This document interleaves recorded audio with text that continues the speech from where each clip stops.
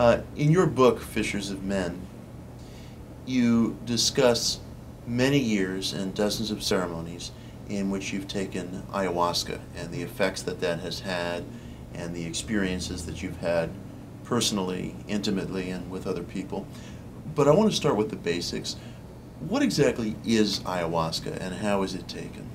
So ayahuasca is it's a plant-based tea that's made in the Amazon. It's been made in the Amazon for hundreds of years, if not thousands of years. No one's really sure how long it's been there, but it's been an indigenous shamanic plant medicine that's been used by medicine men and shamans and tribes, over time. And it's made from a vine of the forest and a leaf of a plant from the forest.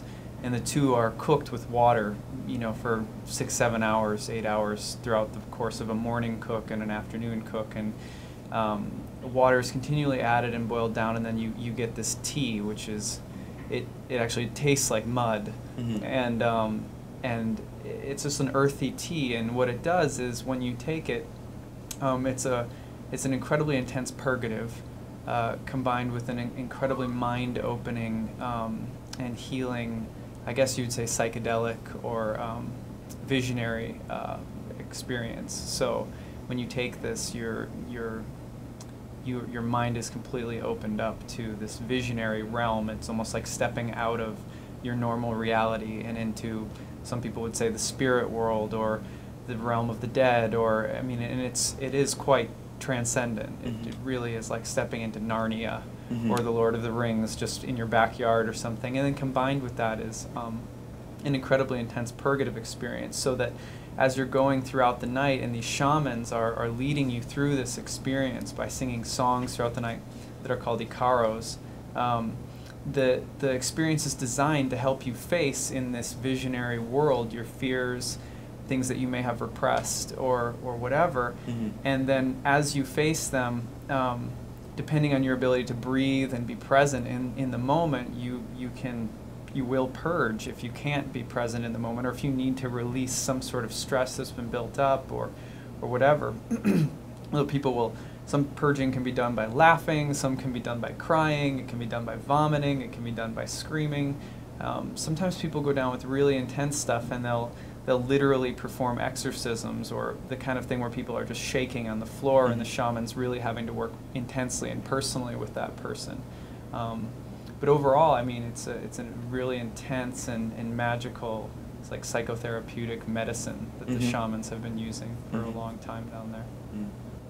I think one of the difficulties faced by spiritual seekers in the West is that we have access to lots of methods and different paths and different experiences, but very frequently these things turn into experiences that just become memories that aren't really transformative. So you have people walking around talking about what's happened to them rather than the state that they're actually in. Do you find, I'd like to know what your experience and what your observations have been with that issue in connection with ayahuasca. Is it transformative in some way that sticks and takes hold and remains with an individual in the hours of ordinary life?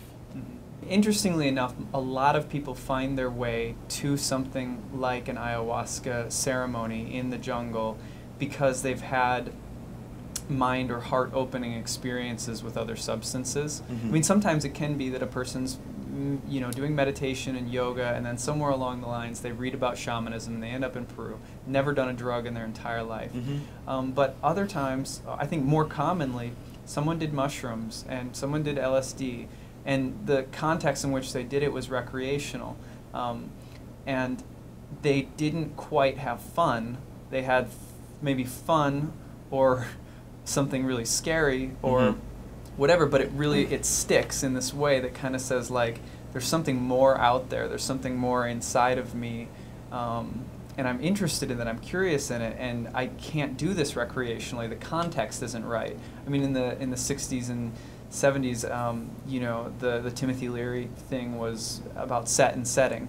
That's I think what leads people to do something like ayahuasca with a shaman in the jungle, because the set and the setting are such that you can actually do spiritual work, and that's what the purpose of it is in the jungle, and it remains intact. The integrity of the practice is there.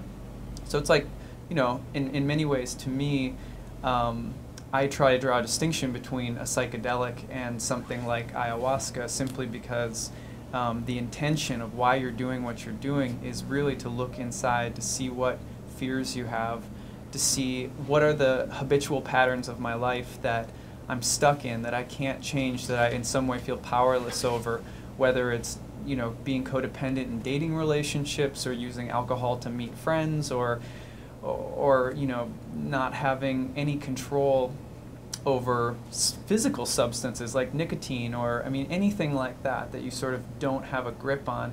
This brings you into an experience of that loss of control, or that loss of innocence, or whatever, and you get a chance to grapple with that in a different dimension of experience that's completely unique. And the set and the setting of that experience is not your backyard, it's not at a party, it's not at a concert, and it's really real, and it sticks with you, and the shamans are there with you all night, talking to you about what it means to open your heart, what it means to open your mind, what it means to be connected to nature. They're talking about, we talk about green culture up here and sustainability and stuff like that. Down there, they're talking about the same concepts but applied to your life. Like, are you a sustainable person? Which means, you know, do you bring renewable resources to other people's life, like forgiveness, encouragement, optimism? And do you find, both in your own experience and in your observation of others, that those experiences bring lasting change? Yes, absolutely. I mean, that's you know, my book is, I think, really all about the way in which I mean, everyone has I think the coming of age, like, mythos, or the coming of age story is really common. We go through it in so many different ways, and you still see it in films all the time. People love a good coming of age story, and I feel like this kind of experience at the core of my book is about what does it mean to grow up and to become responsible for yourself in a way that's also loving and easy. You don't have to, you know, it doesn't have to be a big, huge drag to grow up. Like, you don't have to, you know, kill 80 people in Vietnam to, you know, to come back and have this experience of like, oh, I get life and death, I get it all, and like I'm kind of bitter about it and whatever, and now I'm an adult.